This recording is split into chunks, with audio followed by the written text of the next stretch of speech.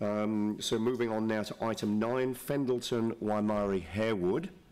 And Sam McDonald, Chair of the Board, welcome to the table. Thank you very much. All right, well, good morning, everyone, and thanks again for the chance to present our community report. I'm obviously joined by Aaron Campbell, who's our Deputy Chair, so we'll split the presentation. And before we sort of move through the PowerPoint, I just want to highlight a couple of things in our community report that you've got in front of you. First of all, obviously, we've exercised our delegated authority and we've approved no stopping restrictions, discretionary response funding, youth development funding, and we've installed some no overtaking road markings on Glendoby Road, so it's always good just to bring them to your attention. We've got two Part A's today, and Aaron will touch on one of them soon, but the other one I just wanted to briefly mention now, obviously with the format changing, is the property review process. So the board initially had that information come to us, staff went away and did quite a bit of work around it, and it came back that effectively the land that we've mentioned was surplus to requirements. So we've, in our view, we'd really appreciate you supporting our recommendation today to move that forward and work through from there. Now, the other couple of things I just wanted to touch on before I hand over to Aaron is obviously just to update you on the Jelly Park Recreation and Sports Centre. Firstly, phase 1 of that's sort of well underway and is progressing with the outdoor pool and hydroslide work sort of working through at the moment, so that's really effective. Secondly, and one that will potentially come back to you late August, early September, is around the Jeffreys Reserve Replacement Suction Tank. And you might recall there's been a wee bit of coverage around that. That's just been pushed back a wee bit while staff go away and do some work. So we're confident we'll get a good outcome there for everybody. So Aaron, I might pass over to you to just touch on the next two. Thank you. Well, Atamaria Council. Regarding speed limit changes, this is item 18 on your agenda today. So regarding this speed limit change in Harewood, on the 5th of June, the board received a deputation from Julie Greenwood, the principal of Harewood School, regarding the proposed speed limit changes on Harewood Road. The board recommending to council that the speed limit in Harewood Road outside the school here be reduced to 50 kilometres an hour rather than the staff recommended 60 kilometres an hour in order to assist the safety of children and parents crossing the road in the vicinity of the school. A further consideration we are asking is that Council write to the Minister of Transport seeking the ability of schools throughout the city to be able to manually adjust the speed limit timings of the 40 kilometre an hour speed limit signs that are outside of schools to meet any changes in the school day due to the proximity of vehicles that may be going past schools during the day. So there might be a sports day, for example, where the break time or the gathering time will have a number of pedestrians outside of schools. Therefore, it would be wise to have more traffic signalling regarding the safety of that to be considered. The board is recommending also that a section of Guy's Road from Ryan's Road to School Road, it's near the airport for those of you from other areas of the town that aren't quite familiar with this, be reduced to 60 kilometres an hour rather than 80 kilometres an hour to deter heavy vehicles from using the road. So in that area there are a number of quarries. Quarry trucks should be using Ryan's Road. If they come down Guy's Road, they should be using Ryan's and then onto Pound Road. At this stage there's a lot of construction in Rolleston and there's a strong desire line for drivers of these quarry trucks to go down Guy's onto School and then use Haskett's Road. That section of Guy's Road, Schools and Haskett's Road is quite narrow. I was out there with a resident in the past week and it's very narrow. There are signs that you can see where vehicles have crossed onto the grass edges and that type of thing, so it's not that safe basically. So this is hopefully going to encourage drivers to use that area.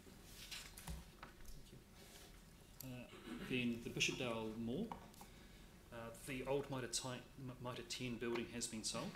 It's a large building that's been empty for some time and it's hoped that the redevelopment of the site will have a positive impact on the regeneration of the area.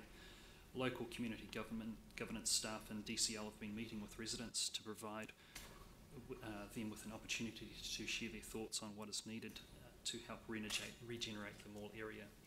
The notice board board was funded by the previous community board a few years ago and was located on the old Bishopdale Library and Community Centre. It's been in storage since the building was demolished, and the manager of Bishopdale New World has now given permission for it to be installed on the wall of the supermarket. There's a high traffic flow area, foot traffic area, so it's really good that that can be done. The Bishopdale Men's Shed has helped out by installing that for us, and the Bishopdale Community Trust, which is on Farrington Street, just very close to it, looks after the notice board and regularly updates it with local information and community services. Thanks, Aaron. And one of the highlights we've had in more recent times is the Community Service Awards. So we had 11 members of our local community receive a Community Service Award on Tuesday, and we held that out at the Bishopdale Library in the new sort of function room there. And for anyone that hasn't been along, it's well worth going out and having a look at. It's well patronised, and it's certainly fully booked up most of the time, and even on Tuesday night that we had to be out by a certain time to keep renting that out. So it's a really good asset in our community. We had Matthew Mark from the City Mission come along as our guest speaker, and he gave a great overview of the importance in volunteering. And I think the takeaway from these awards was the real pride that everyone took in their service in the community. So it's a really nice part of the job for us, and it was fantastic. So that's one aspect. And the second that I just wanted to close on before we sort of move through, Andrew, is the group of the month. So this month we've identified the 24/7 youth workers at Burnside High School, and you'll see in the picture there we've got Josh and the team. I've known Josh for many, many years, and he's an exceptional guy with a great nature, and I think that's sort of evident in the work that him and the team are doing there. So a wonderful organisation. We just always like to bring them to your attention as well. So that's it from us. We'll obviously have more next month around the Jeffreys tank and a couple of other issues that are brewing, but we'll keep you informed in due course. That's great. Thank you very much. Now, just coming back to that Part A matter that you talked about, the proposed speed limit changes at Harewood Road and Guys Road, and relating to the adjustment to school zone timings, what exactly was it that you were looking at as a board there? So what we wanted was the council, if possible, to write to the Minister of Transport and indicate that we think that schools, when they're placed outside, obviously, their parameters have the ability to make some form of adjustment, whether that's through the local traffic organisation or what have you. We just felt that when Julie Greenwood from Harewood School came along, she identified that there were times of the day where it actually would be really useful, whether it's the preschool next door, that they could have that on for 20 minutes or 25 minutes, and that she had absolutely no control at the moment to do that. So we thought it was something that's worth investigating with the Minister, so we'd really encourage you to support that and write on behalf of the organisation. All right, thanks for that clarification. Okay, so we've got some time for questions. Aaron, Dion, Jimmy. It's just in addition to Sam's point there, that what we were made aware of by Julie is that the school timing, school zone speed changes, the temporary ones, the 40k, they are timer set and you can't adjust it. So if your school's leaving early, it won't be a 40k zone. If you're breaking at 2 o'clock for whatever reason, if there's a school tournament on, if you're going to go for a swim down the road, it doesn't come on. And which we thought was really odd. We thought the schools could adjust them for whenever they needed them, and if they had visiting groups, whatever, or a preschool next door that might be crossing, whatever the need may be. So we thought, and that's government legislation that controls that, which is very odd. So we thought that as a council we should be writing to say, hey look, here's a problem in the system, can it be changed to allow schools to choose when they would adjust their times. Okay, let's pick that up when we deal with the Part A, but certainly the point has been well made twice just in this last conversation, so let's pick that up when we get to the Part A. That's great. Dion. I just wanted to say thanks for the progress report against the community board plan, and actually including that in there, because it's really good to get an update on those things, because we all spend a lot of transparency and accountability. It's great, because we've all spent a lot of time building those things. So actually just say thanks to your staff as well for actually putting accountable measures in there and actually progressing that. Yeah, no, we're very proud of those. Thank you. Jimmy. Okay, 2 questions briefly. First one regarding to the Jelly Park Recreation Sports Center. What is the time frame for those upgrade and also repair program? And also whether impact or affect the residents or people to use this facility?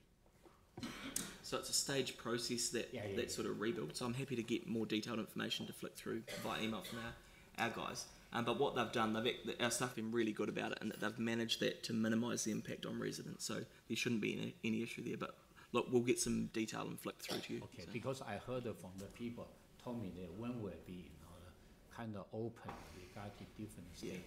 Well, it's probably a good point, Jimmy, in that it's such a large facility in our community. We could get some information around to everyone so that they're fully aware of those timelines. Thank you. Yeah. A second question, just briefly, regarding to Bishopdale Mall regeneration. Who owns the kind of the Bishopdale Mall? Who owns it? Well, it's a funny one in that I think the council owns the land or the public areas, but that the buildings are owned privately. So, I'm not sure. This is probably not the right forum to mention who's just bought Mitre 10 as such. But I'm concerned if a private, but they own this one. Why the council take a lead, to do it?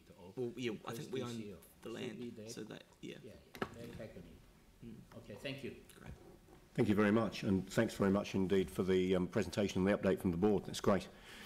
So we've got a recommendation once again to receive the community board report, which Jamie is happy to move and Aaron's happy to second. All those in favour, please say aye. Against? That's carried.